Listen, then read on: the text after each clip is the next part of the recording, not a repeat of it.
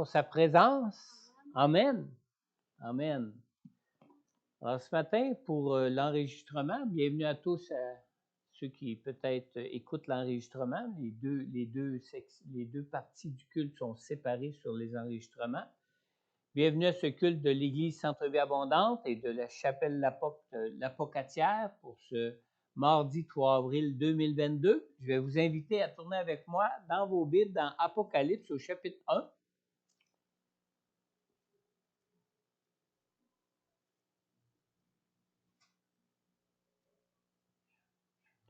Je me demandais durant le temps de louange si Sylvie avait écouté l'enregistrement de la prédication à Saint-Malachie la semaine passée.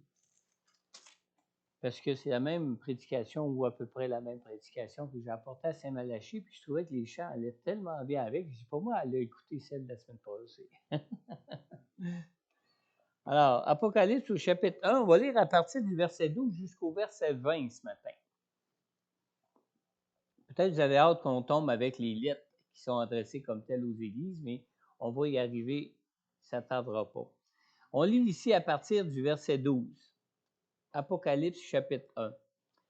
Je me retournai pour savoir quelle était la voix qui me parlait. M'étant donc retourné, je vis 7 chandeliers d'or. Et au milieu des 7 chandeliers, quelqu'un qui ressemblait à un fils d'homme. Il était habillé d'une longue robe et portait une écharpe en or sur la poitrine. Sa tête et ses cheveux étaient blancs comme de la laine blanche, comme de la neige. Ses yeux étaient comme une flamme de feu. Ses pieds étaient semblables à du bronze ardent, comme s'ils avaient été embrasés dans une fournaise, et sa voix ressemblait au bruit de grandes eaux. Il tenait dans sa main droite 7 étoiles. De sa bouche sortait une épée aiguë à 2 tranchants, et son visage était comme le soleil lorsqu'il brille dans toute sa force. Quand je le vis, je tombai à ses pieds comme mort. Il posa alors sa main droite sur moi en disant, « N'aie pas peur, je suis le premier et le dernier, le vivant. J'étais mort et voici, je suis vivant au siècle des siècles. Je détiens les clés de la mort et du séjour des morts. Écris donc ce que tu as vu, ce qui est et ce qui doit arriver ensuite. Quant au mystère des 7 étoiles que tu as vu dans ma main droite et des 7 chandeliers d'or, le voici. Les 7 étoiles sont les anges des 7 églises et les 7 chandeliers sont les 7 églises. Prions ensemble. Seigneur notre Dieu, merci pour ta parole, Seigneur. Ta parole, Seigneur Dieu, que tu nous révèles clairement par ton Saint-Esprit que tu as donné à tous tes enfants, Seigneur Dieu. Merci, Seigneur. Merci de ta parole. Merci de ton Saint-Esprit. Merci, Seigneur Dieu Tout-Puissant, de ce que tu ne nous laisses pas seuls dans ce monde, Seigneur Dieu, pour connaître ce qui va arriver bientôt en ce qui concerne chacune de nos vies, en ce qui concerne la vie de ton Église, en ce qui concerne ton peuple, ceux de tes enfants que tu aimes, Seigneur. Et Seigneur, je te prie ce matin que ce message de ta parole, Seigneur Dieu, puisse venir toucher le cœur de chacun de tes enfants et toucher le cœur de ceux que tu appelles aussi à te connaître, Seigneur. Que ceux que tu appelles aussi à être sauvés. Que tous ces gens dans ce monde, Seigneur Dieu, pour qui tu es mort, afin que tous puissent être sauvés, Seigneur. Je te prie que ta parole soit rendue vivante et évidente par la personne de ton Saint-Esprit pour chacun de ceux qui vont entendre ce message ce matin, Seigneur. Je te le demande, Père, dans le nom puissant de Jésus, ton Fils, mon Dieu. Amen. Amen. Juste avant de passer au message comme tel, juste une petite remarque avant de vous partager le message de la parole de Dieu pour ce matin. On vient de lire dans Apocalypse au chapitre 1, dans le dernier verset, le verset 20, on lit ici, « Quant au mystère des 7 étoiles que tu as vues dans ma main droite et des 7 chandeliers d'or, le voici. Les 7 étoiles sont les anges des 7 églises et les 7 chandeliers sont les 7 églises. Remarquez ici que les mystères de Dieu ne sont jamais des choses difficiles à comprendre. Jamais. Pour connaître les mystères de Dieu, il nous suffit seulement de nous nourrir de la parole de Dieu. Et la parole de Dieu elle-même nous révèle les mystères dont elle parle. Amen. C'est ce qu'on voit ici. Alors, pour connaître tout ce qui peut nous sembler mystérieux de Dieu, il nous suffit simplement que 2 choses. Premièrement, avoir des cœurs disposés à entendre ce que Dieu nous révèle dans sa parole. Et deuxième chose, à être simplement attentif à ce que le Saint-Esprit met particulièrement en lumière dans sa parole pour nous quand nous la lisons. Moi, je me souviens, quand je lisais la parole de Dieu, surtout au début que j'étais chrétien, vous savez, avant qu'on ait fait le tour de la Bible au moins 1, 2, 3 fois, là, à un moment donné, on dit, mais de quoi qu'il parle quand il parle de telle chose? Mais quand on est attentif à la parole de Dieu, c'est pas très long qu'à un moment donné, on trouve dans la parole, ah, il explique aussi de quoi qu'il parlait quand les choses qu'on a lues auparavant. Alors, il n'y a rien de vraiment mystérieux dans la parole de Dieu et surtout pas pour un enfant de Dieu qui est habité par le Saint-Esprit. Alors, nous n'avons pas à courir après de soi-disant prophètes pour découvrir ce qui peut nous sembler être des mystères de Dieu. On lit dans Jérémie au chapitre 31, dans le verset 34, c'est une prophétie qui concerne l'époque que nous vivons présentement où Dieu donne la personne du Saint-Esprit pour nous enseigner. Et le verset 34, Jérémie 31, nous dit « Personne n'enseignera plus son prochain ni son frère en disant « Vous devez connaître l'Éternel ». Car tous me connaîtront, depuis le plus petit jusqu'au plus grand d'entre eux, déclare l'Éternel. En effet, je pardonnerai leurs fautes et je ne me souviendrai plus de leurs péchés. » Alors, depuis que le Saint-Esprit a été envoyé par Dieu pour demeurer en chacun de ses enfants, lui-même nous enseigne toutes choses et nous révèle tous les mystères de son plan de vie pour nous à travers sa parole. Et c'est ce qui nous est même confirmé dans la première épître de Jean, ou ce qu'on lit dans 1 Jean au chapitre 2, dans le verset 27, où nous lisons « Quant à vous, l'onction que vous avez reçue de Christ demeure en vous et vous n'avez pas besoin qu'on vous enseigne. Au contraire, puisque la même onction vous enseigne sur toute chose, qu'elle est véridique et dépourvue de mensonges, vous demeurerez en lui comme elle vous l'a appris. » Amen. Il faut se fier au Saint-Esprit, tout simplement. Il faut être attentif au Saint-Esprit, tout simplement. Et vous savez, moi, depuis longtemps déjà, chaque matin, quand j'offre ma journée au Seigneur, je lui dis, « Seigneur, donne-moi aujourd'hui encore d'être rempli de ton esprit. Donne-moi aujourd'hui encore d'être attentif et d'être sensible à ton Saint-Esprit pour être conduit par lui tout au long de ma journée. » Amen.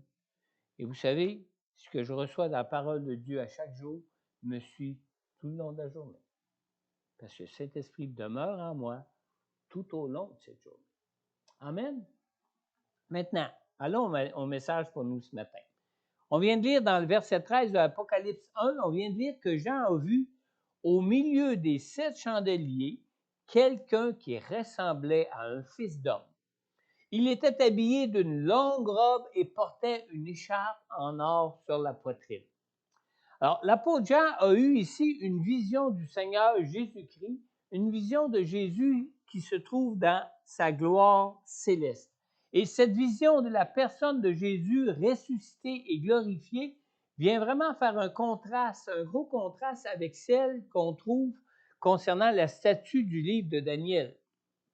La statue du livre de Daniel avait la tête en or pur et les pieds de la statue étaient en partie en fer et en partie d'argile. Mais dans cette vision, Jésus, lui, a le visage comme le soleil. On a peine même à regarder le visage, le soleil de nos propres yeux en direct, hein?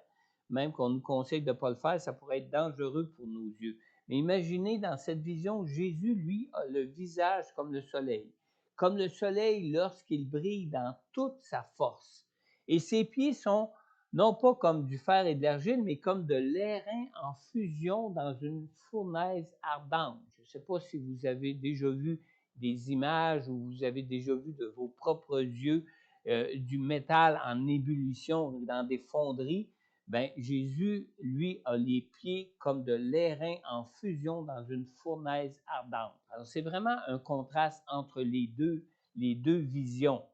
Le contraste de ces deux visions met un accent particulier sur la différence qui existe entre tous les royaumes de la terre d'un côté, avec celui du royaume céleste de Dieu de l'autre côté, ce royaume qui nous attend au ciel. Amen.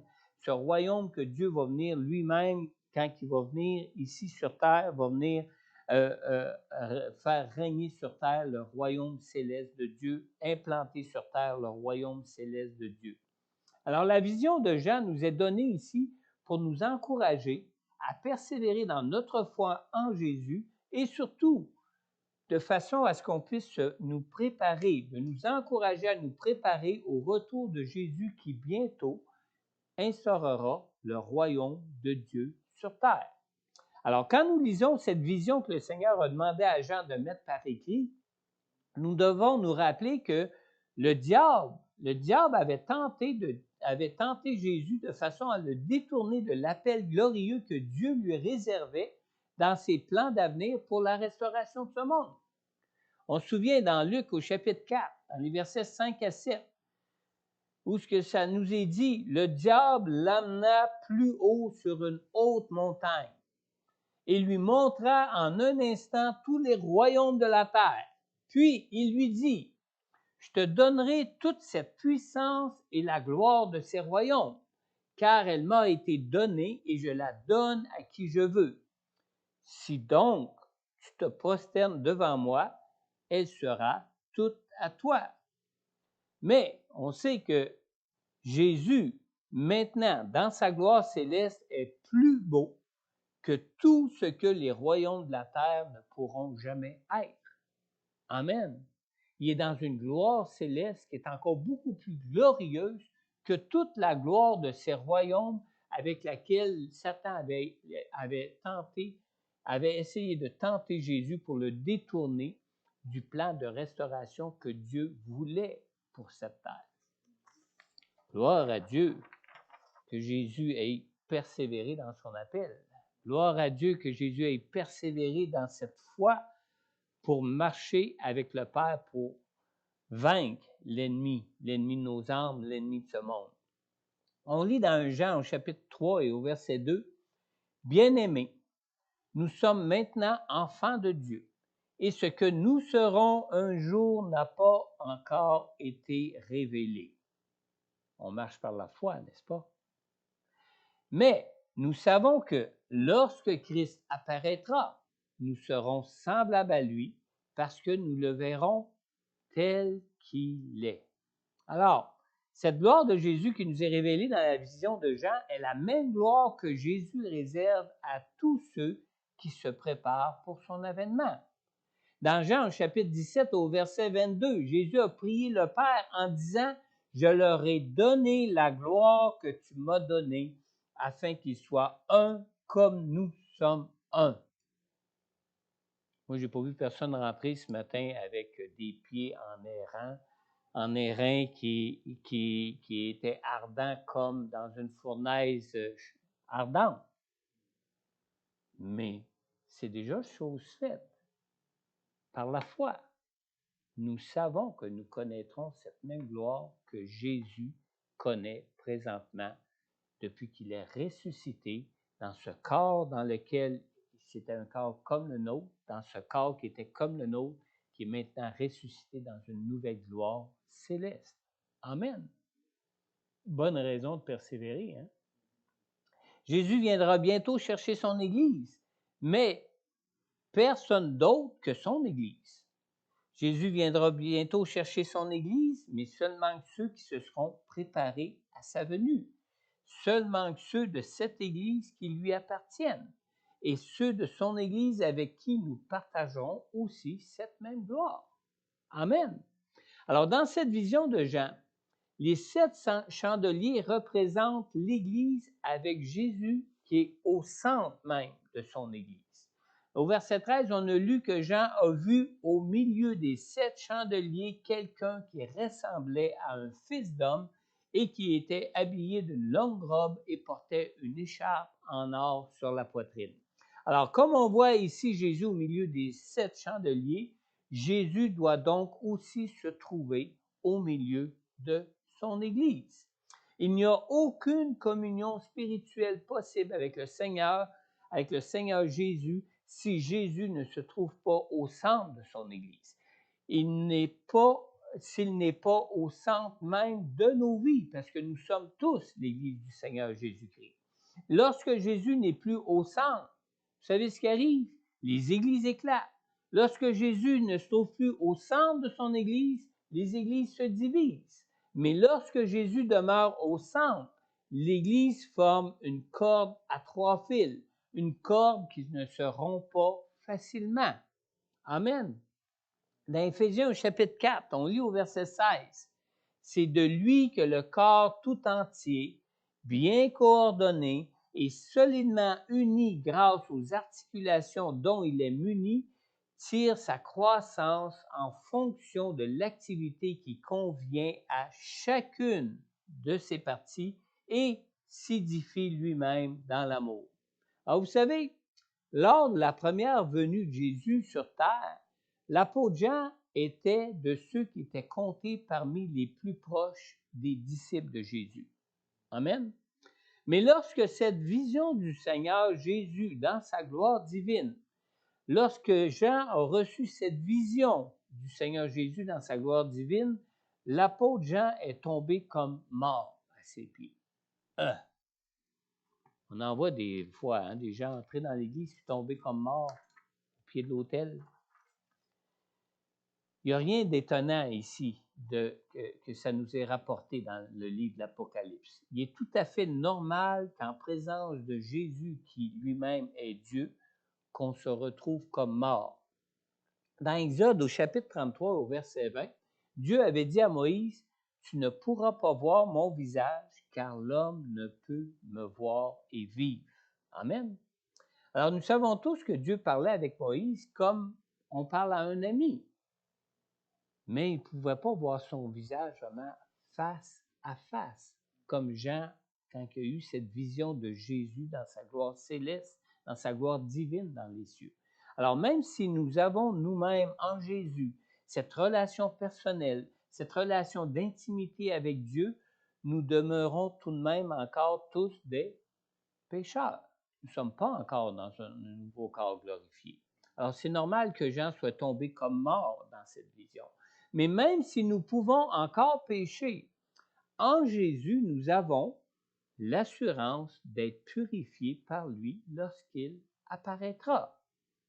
Au verset 17, on vient de lire que le Seigneur a posé sa main sur Jean et lui a dit « N'aie pas peur, je suis le vivant ».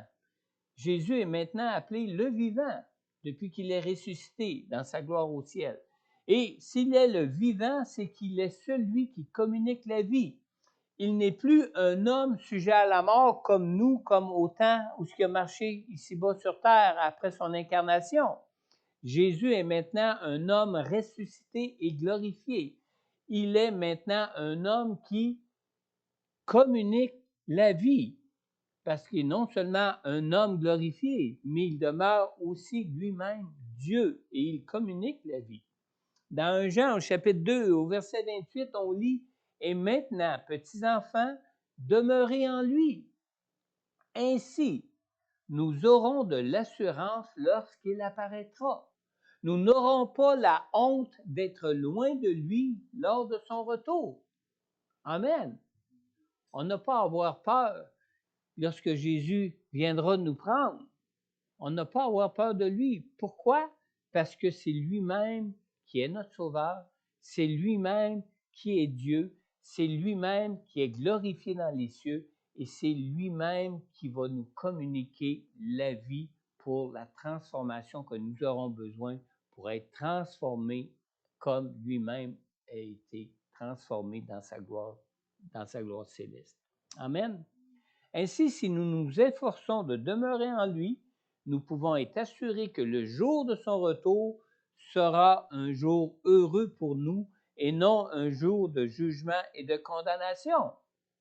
Vous savez, l'appel à persévérer dans la foi et à nous préparer à la prochaine venue de Jésus peut nous emmener à douter de notre salut. Parce que si Dieu nous appelle à persévérer dans la foi, c'est qu'il y a des risques qu'on abandonne la foi. C'est des risques qu'on met en doute même les promesses de Dieu pour notre salut. Alors, c'est des risques qu'on manque de persévérer dans notre foi. Lorsque notre foi est ébranlée, le diable ne manque pas d'essayer de malmener même notre compréhension de la parole de Dieu. Par exemple, on lit dans 1 Jean au chapitre 3 et au verset 9, « Quiconque est né de Dieu ne pratique pas le péché, parce que la semence de Dieu demeure en lui et il ne peut pas pécher parce qu'il est né de Dieu. » Mal comprendre ce verset peut nous emmener à douter de notre nouvelle naissance en Jésus. Vrai? Est-ce que personne, jamais d'entre vous, ne s'est jamais arrêté à ce verset-là pour dire ça se peut-tu que je ne sois pas sauvé? Maintenant, écoutez bien. Même lorsque nous sommes enfants de Dieu, nous continuons tous à commettre encore des fautes dans nos vies. Même l'apôtre Paul confessait que sa chair demeurait esclave de la loi du péché. Romains 7, 25 nous dit dans la deuxième partie du verset, « Ainsi donc, par mon intelligence, je suis esclave de la loi de Dieu, mais par ma nature propre, je suis esclave de la loi du péché. » Mais Jésus est justement là pour nous en délivrer de cet esclavage que nous avons de notre propre nature humaine. Dans Romains au chapitre 7, on lit au verset 24, juste ce qui précède ce que je viens de lire, dans le verset 24 et dans la première partie du verset 25, l'apôtre Paul dit « Malheureux être humain que je suis, qui me délivrera de ce corps de mort? J'en remercie Dieu, c'est possible par Jésus-Christ, notre Seigneur. » Amen. Alors, on se pose souvent la question, est-ce que je peux perdre mon salut? N'est-ce pas? Oh! Nous pouvons être assurés. Si nous sommes de ceux qui doutent parfois de notre salut, c'est très probablement parce que nous avons simplement besoin d'affermir notre foi en Jésus, d'affermir notre relation de foi avec Jésus. Si nous ne sommes pas de ceux qui volontairement abandonnent la foi, nous pouvons toujours compter sur Jésus pour la délivrance de nos fautes et pour notre transformation. On lit dans 1 Timothée au chapitre 1, dans le verset 18 et 19. La parole de Dieu nous dit ici, « Timothée, mon enfant, combat le bon combat en gardant la foi et une bonne conscience. » Cette conscience, quelques-uns l'ont rejetée et ils ont fait naufrage par rapport à la foi. Alors, suivez-moi bien ici, là, c'est bien important. Même si nous étions nés nouveaux, comment pourrions-nous compter sur Jésus pour être délivrés de nos fautes et être transformés si nous ne demeurons pas dans la foi? On n'irait pas en Jésus pour ça. Il faut demeurer dans la foi en Jésus, dans la foi en ses promesses. Alors, il est normal que nous nous sentions souvent encore coupables devant Dieu dans nos vies. Le Saint-Esprit éveille constamment notre conscience aux manquements dont nous pouvons être coupables devant Dieu. Mais l'éveil de cette conscience qui vient du Saint-Esprit de Dieu en nous ne nous est pas donné pour nous condamner. Absolument pas. L'éveil de notre conscience nous est donné pour que nous confessions nos péchés au Seigneur afin de nous pardonner et de nous purifier de tout péché. Comme on peut lire dans 1 Jean chapitre 1 au verset 9 qui dit « Si nous reconnaissons nos péchés, il est fidèle et juste pour nous les pardonner et pour nous purifier de tout mal. Amen. Je me souviens dans les premières années où j'étais nouveau chrétien, on disait ceci, on disait « tomber c'est humain, se relever c'est divin, mais rester à terre c'est crétin. » Amen. Quand le Saint-Esprit vient pour éveiller notre conscience à nos manquements, éveiller notre conscience à notre faiblesse, c'est pas pour nous condamner puis nous écraser, faire en sorte qu'on reste à terre. Absolument pas. C'est simplement pour nous conduire à regarder à nouveau à Jésus, de nous conduire à une nouvelle relation d'intimité, de proximité en Jésus, de dépendance de Jésus pour être lavé, pardonné et purifié de nos péchés dans nous. Amen.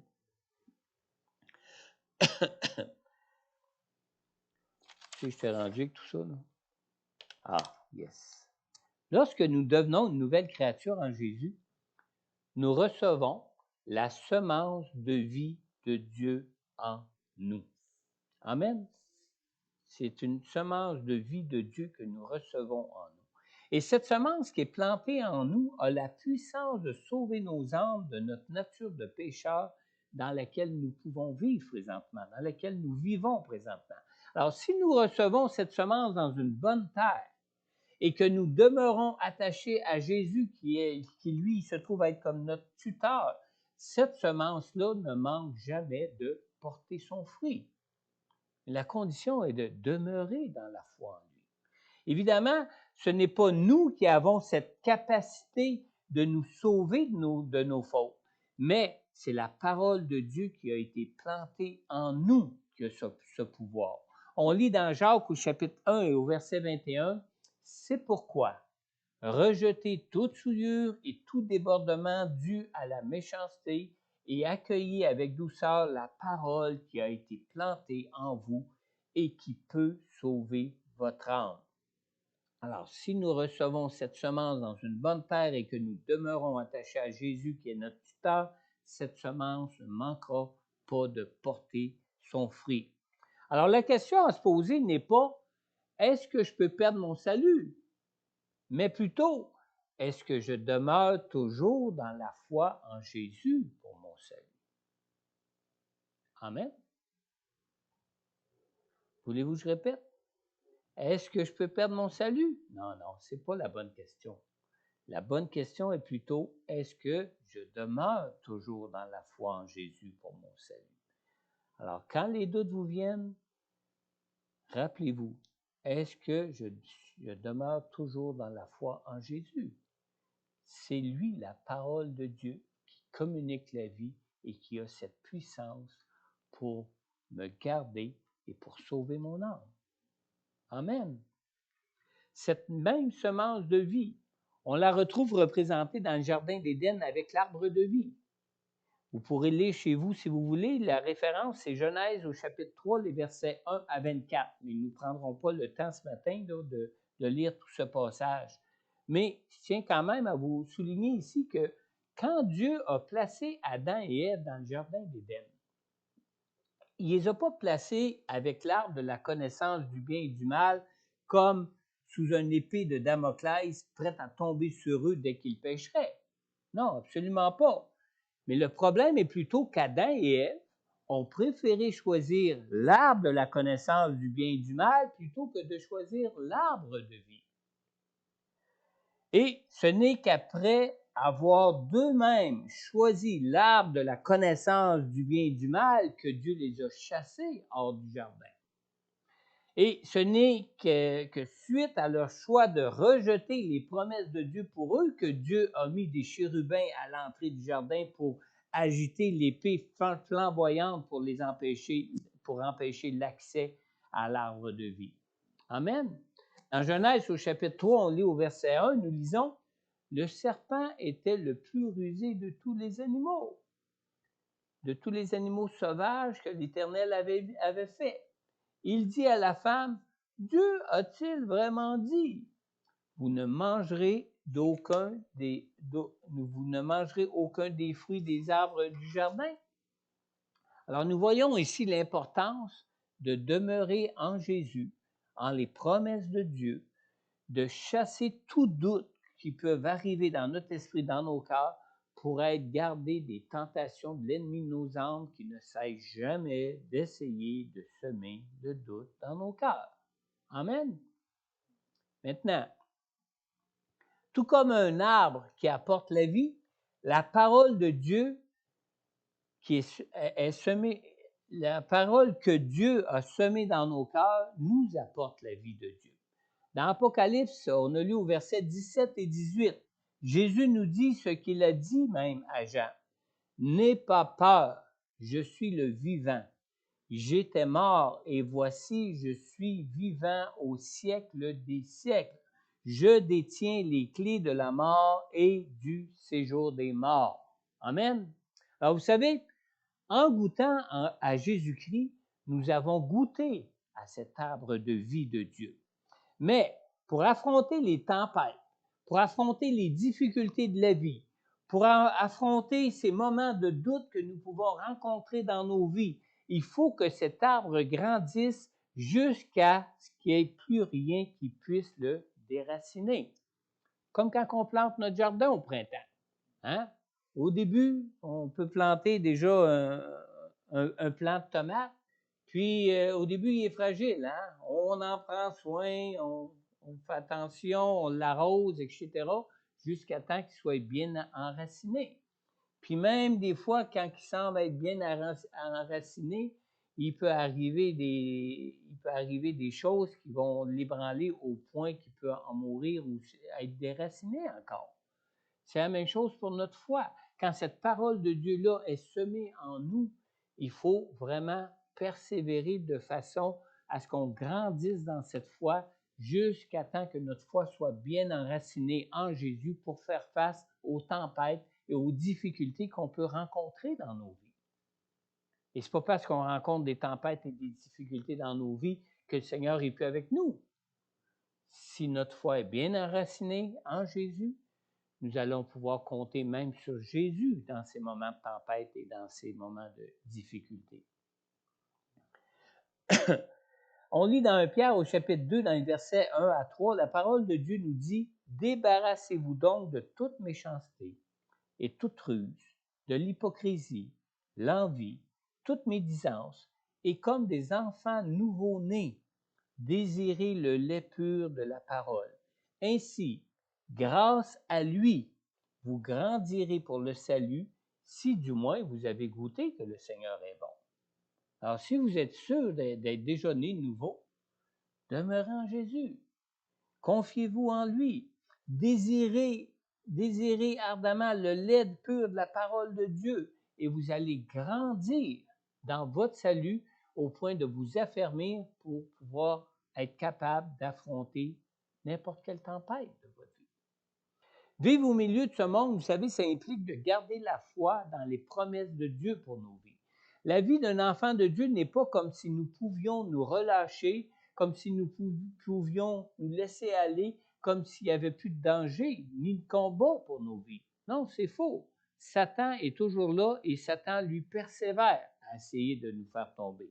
Alors le Seigneur qui a mis cette espérance du salut dans nos cœurs, vous savez, c'est le même Seigneur qui nous demande aussi de persévérer dans cette espérance pour laquelle nous croyons en lui. On lit dans Luc 21, le verset 18 à 19. On lit ici, face à l'adversité de ce monde, Jésus nous dit, « Pas un seul cheveu de votre tête ne sera perdu. » Pas sûr, là.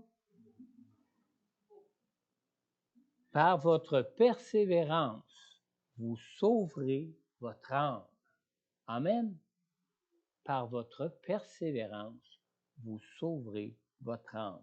Alors, pour l'instant, par notre foi, notre vie est cachée avec Christ en Dieu.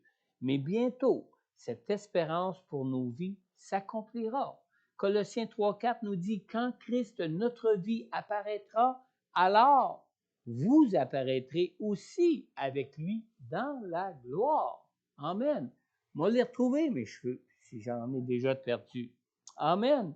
En Christ, il n'y a donc aucun risque, C'est lui qui tient les clés de la mort et du séjour des morts, et rien ne peut nous arriver si nous demeurons en lui, puisqu'il est le gardien de notre âme.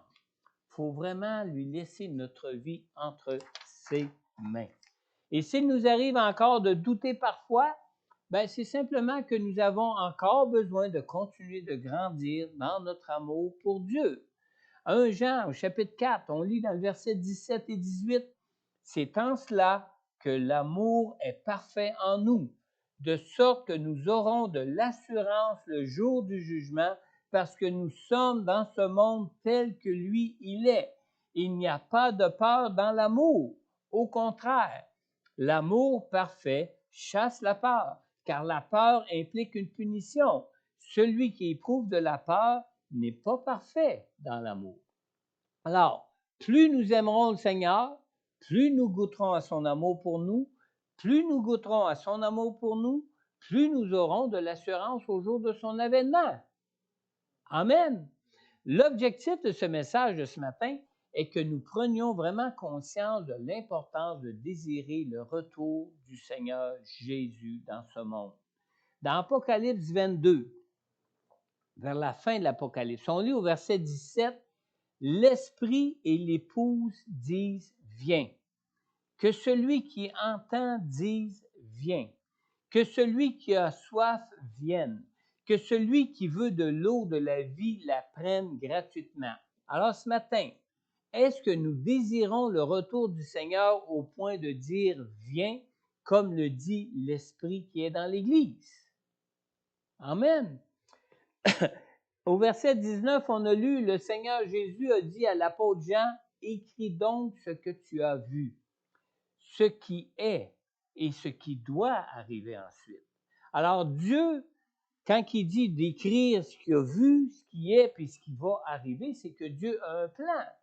Dieu a un plan pour nos vies et Dieu nous révèle ce plan. Et Dieu a un plan pour son Église qui est l'épouse. Et Dieu a aussi un plan même pour ce monde qui a rejeté Dieu. Et c'est ce plan qui est décrit dans l'Apocalypse où ce que Dieu nous dit d'avance, le plan qu'il a pour nous, pour nos vies et pour son Église.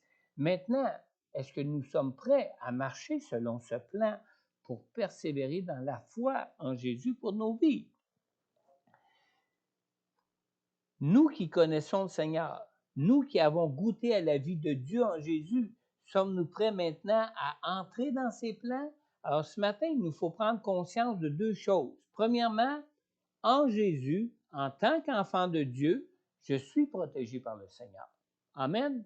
Et deuxième chose aussi, c'est qu'en tant qu'épouse et à titre de co-héritier du royaume, je suis aussi appelé à entrer dans ses plans en tant que membre de son Église.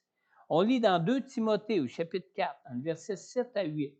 Est-ce qu'on peut aller chercher Sylvie? Est-ce que Sylvie peut revenir ici en avant? On lit dans 2 Timothée chapitre 4, les versets 7 à 8. « Désormais, la couronne de justice m'est réservée. » On peut parler à la place de l'apôtre Paul ici. La couronne de justice nous est réservée. Le Seigneur, le juste juge, me la remettra ce jour-là, et non seulement à moi, mais aussi à tous ceux qui auront attendu avec amour sa venue. Est-ce qu'on attend la venue de Jésus avec amour? Amen. Alors ce matin, toi qui écoutes la parole de Dieu, as-tu déjà considéré ton besoin d'accepter la grâce du salut que Dieu t'offre maintenant en Jésus? Jean 3,16 nous dit, en effet, Dieu a tant aimé le monde qu'il a donné son Fils unique afin que quiconque croit en lui ne périsse pas, mais ait la vie éternelle. Alors le Seigneur Dieu t'offre encore ce matin en Jésus, à toi et à tous ceux qui l'acceptent avec foi, il t'offre sa grâce et son pardon. Dans Jean 1,12, on peut lire, « Mais à tous ceux qui l'ont accepté, à ceux qui croient en son nom, elle a donné le droit de devenir enfants de Dieu. » Alors, lorsque Jésus est venu dans ce monde la première fois, c'était afin de nous réconcilier avec Dieu le Père qui est dans les cieux, afin de nous sauver. Mais on lit dans Jean au chapitre 12 et au verset 47. Si quelqu'un entend mes paroles mais n'y croit pas, ce n'est pas moi qui le juge, car je suis venu non pour juger le monde, mais pour le sauver. Alors, quand Jésus est venu pour la première fois, c'était vraiment pour nous sauver et nous réconcilier avec Dieu. Mais Jésus reviendra une seconde fois. Et à cette deuxième fois, à sa deuxième venue, il viendra maintenant pour juger le monde et établir le royaume de Dieu sur terre. On lit dans 2 Thessaloniciens au chapitre 1, dans le verset 7 et le verset 8. Ces deux versets nous disent que le Seigneur Jésus apparaîtra du ciel avec les anges de sa puissance, au milieu d'une flamme de feu, pour punir ceux qui ne connaissent pas Dieu et ceux qui n'obéissent pas à l'évangile de notre Seigneur Jésus-Christ. Alors ce matin, je veux t'inviter à recevoir le salut que Dieu t'offre maintenant en Jésus pour toi, pour ta vie. Dans son amour pour toi, Dieu t'offre gratuitement en Jésus le pardon pour tes péchés et la grâce de devenir maintenant enfant de Dieu. Alors, si tu veux recevoir Jésus comme ton Sauveur et Seigneur de ta vie ce matin, je t'invite à adresser cette prière au Seigneur avec moi. Père céleste, je crois en ton amour pour moi et je crois que tu as envoyé ton Fils pour que je sois sauvé et purifié de tout péché par son sang qui a été versé pour moi à la croix. Seigneur Jésus, je crois que tu t'es sacrifié dans ton amour pour moi en payant à ma place à la croix le prix pour me racheter de ma vie de pécheur. Seigneur Dieu, je reconnais que je suis un pécheur. Je reconnais que j'ai toujours vécu ma vie dans ce monde comme si tu n'existais pas. Alors Seigneur Jésus, je t'ouvre maintenant tout mon cœur. Je te prie Seigneur d'entrer dans ma vie maintenant par la personne de ton Saint-Esprit.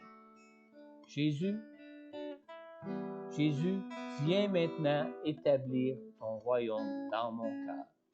Amen. Alors, ce matin, si tu écoutes l'enregistrement de ce message et que tu as adressé cette prière à Dieu pour la toute première fois de ta vie, n'hésite pas à prendre contact avec moi ou avec Pasteur Corneille selon ce que tu préfères. Nous pourrons en retour prier pour toi personnellement et répondre à toutes tes questions sur Jésus et sur tout ce qui concerne son plan de salut pour ta vie. Aussi, si tu es de ceux ou de celles qui avaient déjà fait cette prière auparavant dans cette vie, avant ce matin, est-ce que ce matin, quelque chose pèse lourd sur ta conscience? Si c'est le cas, je veux que tu saches que c'est le Saint-Esprit de Dieu qui est en train de te convaincre de demeurer dans ta foi en Jésus. Rappelle-toi que Jésus n'est pas venu pour te condamner, mais qu'il est venu afin que tu sois sauvé. Alors, je veux donc t'inviter ce matin à prendre un temps de prière pour confesser tes manquements au Seigneur afin que tu en sois pardonné et que tu en sois purifié. Si tu es de ceux qui écoutent ce message en ligne, je vous invite aussi à prendre contact avec moi ou avec Pasteur Corneille pour que l'on puisse aussi prier avec toi. Mais pour les autres, pour l'un ou l'autre de ces deux appels de ce matin, je vous invite simplement, si vous êtes ici présent à l'église, je vous invite simplement à vous avancer ici à l'autel pour que je puisse prier avec vous, pour vous maintenant. Amen. Sylvie va nous conduire dans un dernier chant de louange et d'adoration et simplement vous avancer. Et n'oubliez pas que après le culte, une fois que les gens qui ont quitté auront quitté, nous aurons aussi un temps de prière ensemble pour prier pour vos besoins personnels si vous voulez demeurer et que vous avez des prières à adresser à Dieu pour vous personnellement. Amen. Alors, s'il y en a qui veulent s'avancer ce matin, simplement le faire maintenant afin que je puisse prier pour vous. Tu étais là de la création, Fils unique du Dieu très haut, mystère de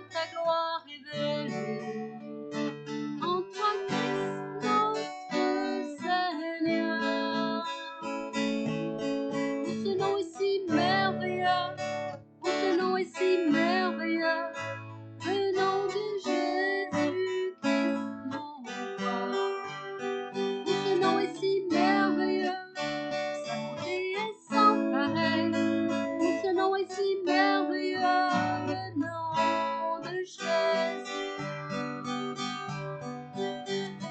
Tu n'as pas voulu laisser sans. Alors Jésus, tu es venu. Ton amour a vaincu mon péché. Rien ne peut nous séparer. Ce nom est si glorieux, ce nom est si glorieux, le nom de Jésus-Christ, mon roi. Ce nom est si glorieux, il est sans arrêt. Ce nom est si glorieux, le nom de Jésus. La terre a tremblé, ouais, s'est déchirée, fermant la mort et le péché. Les cieux chantent ta gloire, l'écoute ta victoire. Tu es le roi ressuscité. Tu es sans rival, tu es sans rivale. Tu triomphes à tout jamais. À toi soit le prix, à toi soit la gloire. Ton nom surpasse tout autre nom. Où ce nom est victorieux, où ce nom est victorieux, le nom de Jésus-Christ, mon roi. Où ce nom est victorieux, puissance et sans pareil. Où ce nom est victorieux, le nom de Jésus. Où ce nom est victorieux, le nom de Jésus.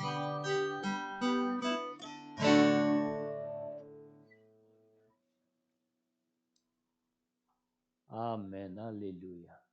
Seigneur, merci. Merci de ta victoire pour nous. Merci de cette grâce envers nous. Merci de ton pardon pour nous, Seigneur. Merci d'être venu toi-même, Seigneur Dieu, vaincre l'ennemi de nos vies, l'ennemi de nos âmes pour nous, car nous étions et nous demeurons sans force en toi, Seigneur. Merci de ta grâce. Merci de ta puissance que tu as libérée, Seigneur Dieu, en mourant pour nous à la croix et en ressuscitant pour nous, pour cette nouvelle gloire céleste que tu réserves pour chacun de nous, pour nos vies, Seigneur. Seigneur, merci de ton Saint-Esprit que tu nous as donné. Merci d'être avec nous chaque jour, à chaque instant de nos vies, par la personne de ton Saint-Esprit qui vit en chacun de tes enfants, Seigneur. Seigneur Dieu, donne-nous cette grâce d'être attentif à ton esprit. Donne-nous cette grâce d'être sensible à ton esprit. Donne-nous cette grâce, Seigneur Dieu, de nous laisser, Seigneur Dieu, conduire et diriger par toi en toutes choses dans nos vies, Seigneur Dieu, afin de marcher dans tes traces, Seigneur. Marcher dans ce plan de vie que tu as pour nous, Seigneur Dieu. Et marcher par la foi, Seigneur Dieu, en demeurant ferme, Seigneur Dieu, dans notre foi en toi et en tes promesses pour nos vies, Seigneur. Père, on te le demande dans le nom puissant de Jésus, Seigneur. Et merci de continuer à être le Dieu de grâce que tu es, Seigneur Dieu, pour nous changer, nous transformer jour après jour et pour nous pardonner de tout péché et nous purifier de tout péché dans nos vies que nous pouvons encore commettre ici-bas, Seigneur. Dans le nom puissant de Jésus, Père, on te remercie et on te rend grâce, Seigneur. Amen.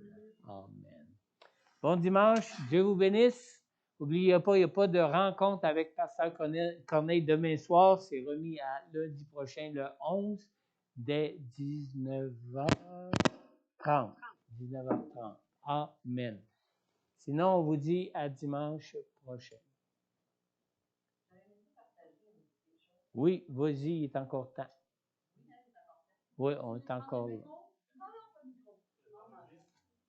Est-ce qu'on enregistre?